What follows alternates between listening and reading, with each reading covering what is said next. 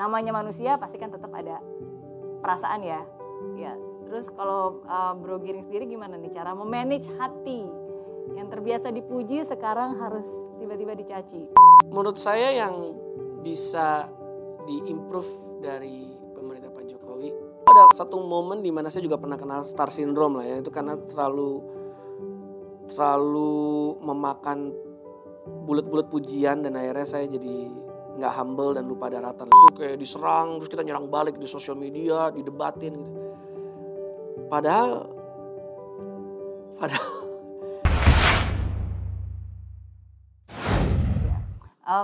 Oke, beberapa pertanyaan lagi nih. Kalau Bro Giring bisa kembali ke masa lalu dan menasehati Bro Giring yang masih masih muda, nggak muda-muda banget ya. Ulang. Oke, kalau Bro Giring bisa kembali ke masa lalu dan menasehati Giring yang baru aja pertama kali terjun ke politik, apa nasihat yang Bro Giring sekarang mau berikan ke Bro Giring yang dulu? That's a good question ya. Mungkin aku bakal yakinin, udah PSI pilihan paling benar. Yang kedua, mungkin aku bakal ngomong gini, di politik jangan baper ya. Gitu. Dan itu akhirnya aku pelajari itu gitu, bahwa dulu waktu pilpres dan yang lainnya tuh kayak misalnya kita memihak seseorang ya. Terus kita ngelihat orang yang lawannya ngomong apa gitu. Kok kitanya yang emosi gitu. Iya pernah gak gitu kayak wah gitu. Terus kayak wah habis itu kayak diserang. Terus kita nyerang balik di sosial media, didebatin gitu. Padahal mereka semua temenan gitu. Padahal semua yang lagi bersaing, partai yang lagi bersaing begitu ditemukan di satu ruangan semua tuh sebenarnya temenan. Okay. Semua punya hubungan yang baik, silaturahminya baik gitu. Dan bahkan sahabatan juga gitu. Okay. Saya lihat sendiri bahwa Pak Jokowi adalah orang yang sangat menghormati Pak Prabowo. Dan Pak Prabowo juga sangat menghormati Pak Jokowi gitu. Yeah. Tapi kenapa yang di bawahnya rewel banget gitu kan? Ya balik lagi mungkin dibenturin atau diapain kita gak pernah tahu. Tapi intinya sih in politik gak boleh baper. Ya harus punya kepala dingin gitu. Harus pakai semuanya pakai logika dan semuanya harus pakai strategi gitu. Gimana caranya memanage hati? Karena kan sebelum ini kan public figure. Sekarang juga masih public figure, tapi kan sebelum ini kan sebagai seorang vokalis pasti banyak banget dipuji-puji, dielu-elukan, wah Giring gitu kan, dan banyak pujian-pujian. Tapi ketika sekarang mungkin berubah profesi, apalagi terjun ke dunia politik, itu kan pasti banyak yang mungkin dalam tanda kutip mencaci, yang nggak semua orang memuji, tapi kan lebih banyak komentar-komentar negatif yang bilang beginilah, begitulah. Namanya manusia pasti kan tetap ada perasaan ya. Ya, terus kalau Bro Giring sendiri gimana nih cara memanage hati yang terbiasa dipuji sekarang harus tiba-tiba dicaci? Tapi kalau boleh jujur ya Sis Mary ya, dulu ada satu momen di mana saya juga pernah kena star syndrome lah ya, itu karena terlalu memakan bulat-bulat pujian dan akhirnya saya jadi nggak humble dan lupa daratan. Dulu ya waktu habis album kedua lah, sebelum Laskar Pelangi deh. Okay. Itu lagi star syndrome banget gitu. Dan akhirnya setelah lewat Laskar Pelangi kan saya sama teman-teman Iji bilang bahwa ternyata star syndrome tuh palsu ya gitu. Maksudnya itu semua fake gitu. Memang ada orang yang menggemari karya kita. Misalnya contohnya kayak Niji Oleg yang menggemari karya kita, itu kita akan treat them, wah luar biasa. Terima kasih banget ya udah beli albumnya, makasih udah hafalin liriknya, makasih udah datang setiap kali kita manggung.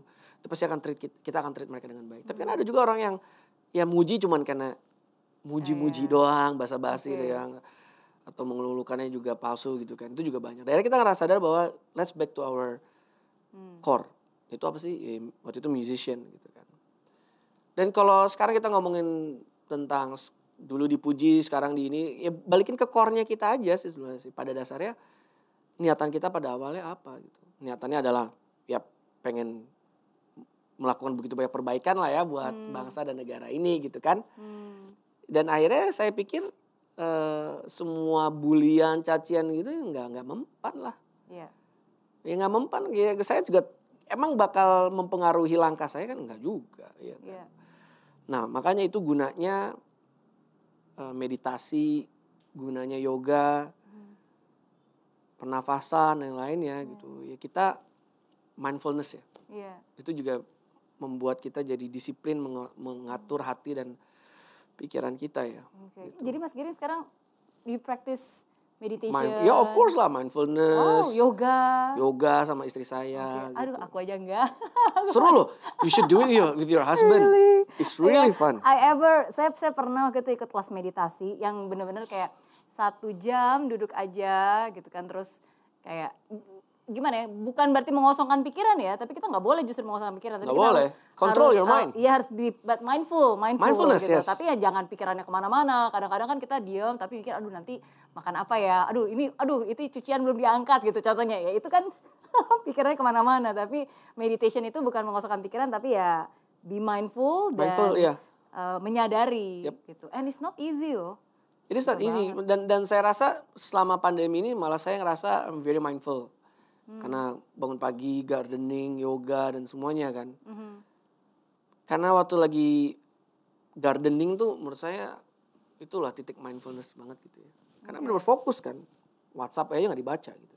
Karena kan kita nanem, ngurusin pupuk dan yang lainnya. Oke. Jadi menurut saya juga kalau di politik kalau kitanya baper dan nggak ngelatih mindfulness kita sih nggak bisa lah. Gitu.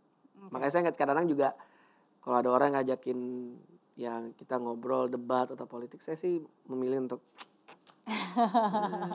because you don't know anything bro. Maksudnya you don't know that actually they are all friends. Mereka semua temenan, mereka semua sahabatan kok gitu. Jadi ada satu momen sih sebelah sisi yang dan membuat saya lebih semangat lagi untuk masuk politik nih. Kenapa? Saya diundang oleh salah satu tokoh di mana dia waktu itu lagi perpisahan, dia mau menjadi duta besar waktu itu. Saya datang, it was crowded.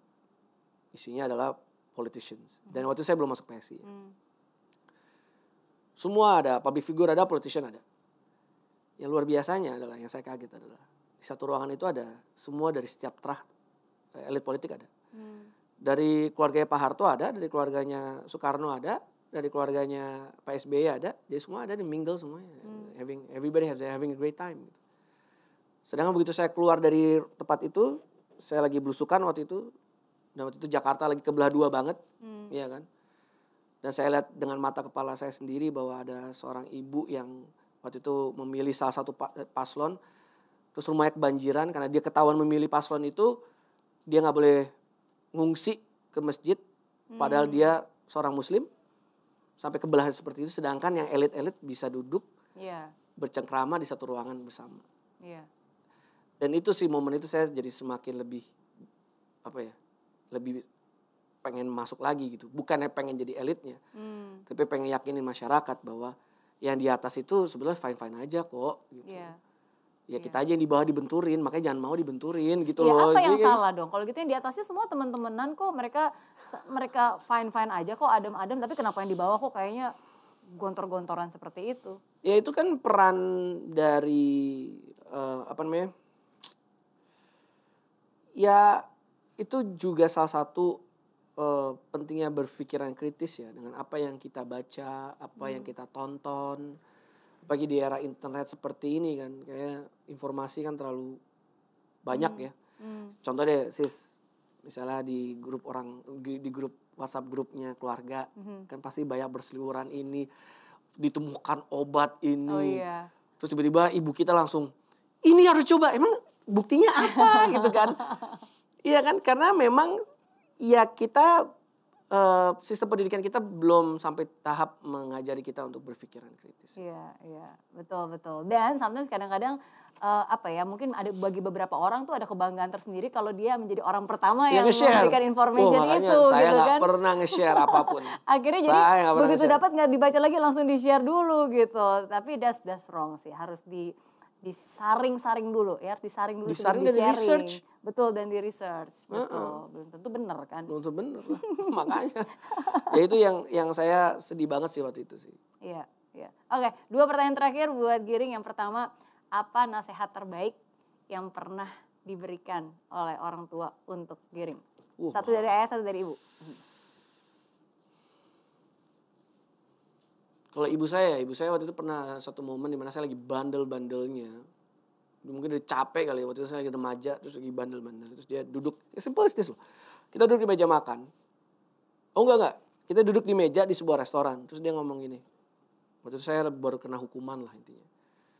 Terus dia ngomong gini, Mas Giring, mau gak makan enak tiap hari? Ya mau lah makan enak. So, you have to change, you have to work. Kamu harus kerja keras. Kalau kamu mau makan enak tiap hari. Gara-gara itu ya saya bekerja keras sampai detik ini. Itu satu. Yeah. Kalau dari bapak saya sih lebih banyak ceritanya ya. Bapak saya seorang jurnalis ya, wartawan perang. Waktu itu ada berperan di Timor Leste, waktu integrasi. Terus habis itu di Irian Barat, di Vietnam. Beliau sangat mengagumi pemimpin-pemimpin kita, our founding fathers. Jadi setiap hari di meja makan ngomongin tentang Soeharto, ngomongin Soekarno, ngomongin Bung Hatta, ngomongin our founding fathers lah intinya. Dan dia juga ngomongin tentang JFK, ngomongin tentang Bob Kennedy dan yang lainnya kan. Terus dia selalu bilang, ya dia selalu mengutip ya apa yang JFK bilang. Ask not what your country can do for you, but ask what you can do for your country. Tanya apa yang kita bisa lakukan buat bangsa dan negara ini. Iya. Emang efek banget ya, apa yang orang tua kita ceritakan dari kecil tuh pasti masuk ke dalam subconscious kita ya. Cerita, pesan sama tindakan. Iya. Iya enggak? Betul. Oke, terakhir nih pertanyaan.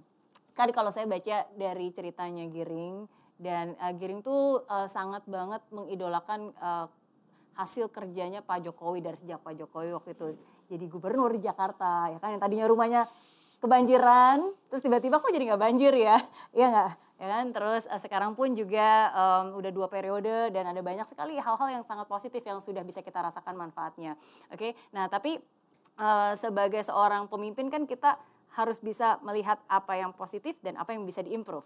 Oke, jadi mungkin pertanyaan terakhir saya buat Giring, apa satu hal yang paling disukain dari Pak Jokowi menurut Giring dan apa menurut Giring yang bisa diimprove untuk bisa lebih baik lagi?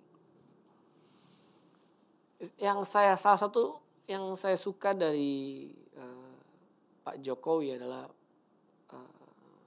infrastruktur lah pasti ya.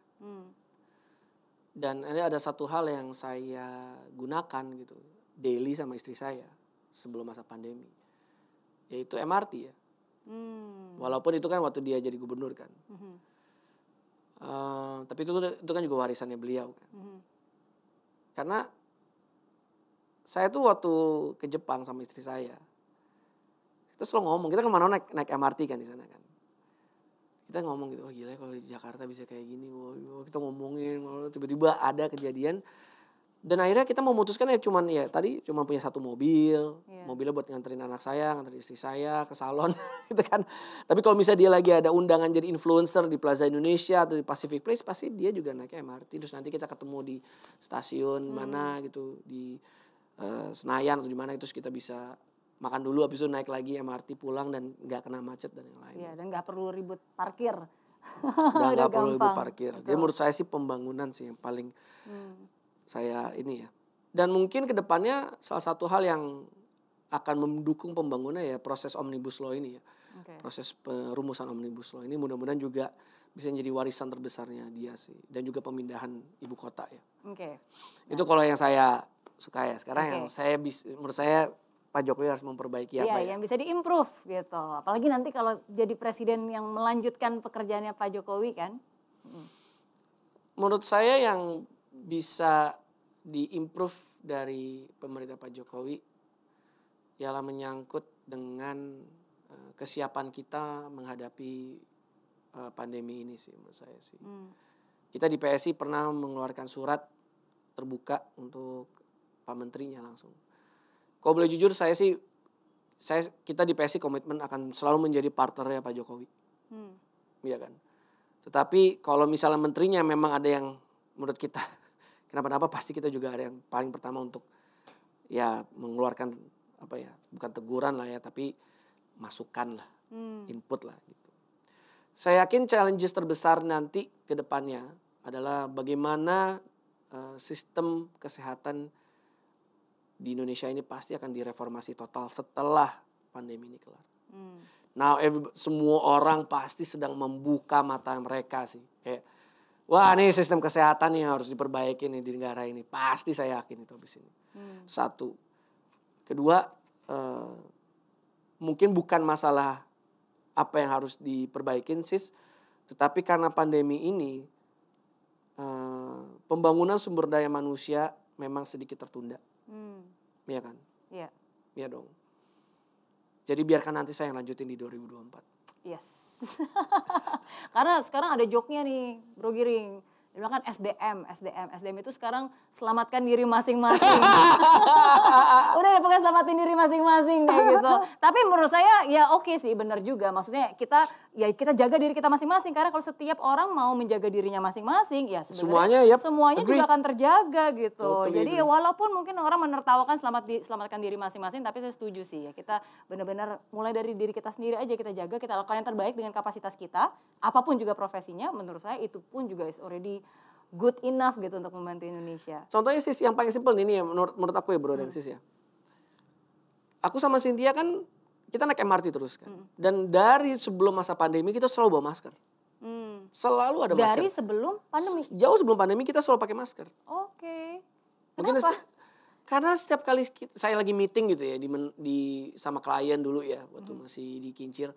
Begitu sampai lantai berapa kan langitnya abu-abu semua kan. Oh iya, polusi udara. Terus begitu turun ke stasiun mana, wah, macet tuh. Daerah Cynthia sama saya inisiatif untuk memakai masker. Begitu masuk MRT atau kita lagi naik Transjakarta, ada pasti yang batuk, ada yang pasti yang pilek. Begitu saya nyampe kantor, pasti ada yang diare, ada yang tifus, ada yang batuk, ada yang pilek. Ya berarti kan kualitas udara di Jakarta ya nggak bagus gitu kan. Makanya kita inisiatif dari awal menjaga diri kita dan menjaga orang lain dengan memakai masker dari sebelum pandemi. Oke. So it's good. Again punya kesadaran, asalkan setiap warga negara Indonesia benar-benar sadar dan melakukan yang terbaik dari kapasitasnya dia aja, itu sebenarnya sudah sangat membantu ya. Apalagi kalau dipimpin oleh pemimpin yang luar biasa yang nantinya akan menjadi pemimpin Indonesia di tahun 2024. Oke. Dan sukses buat semuanya. Semangat. Terima kasih. Semangat, keringetan jangan jangan ini ya, dan jangan jadi sombong ya nanti kalau udah jadi presiden. Kalau udah jadi presiden nih masih mau nggak nih di interview oleh Mary Riana. Bener ya? Ntar udah susah ya, bener ya? Bener ya? Nanti kalau saat nanti jadi presiden tahun 2024, ntar ngobrol-ngobrol lagi kita bahas tentang mimpi-mimpi yang waktu itu kita tertawakan sekarang ternyata jadi kenyataan. Amin. Gitu ya, amin. Sukses terus, yes. Dan seperti yang selalu saya bilang, setiap orang itu punya cerita dan setiap cerita selalu ada pembelajaran berharga. Semoga cerita dari Giring Ganesha hari ini bisa menjadi pembelajaran berharga buat kita semua. Oke, apapun yang terjadi, mimpi boleh besar, tapi ingat, fight till the end and never give up. Okay, thank you, bye.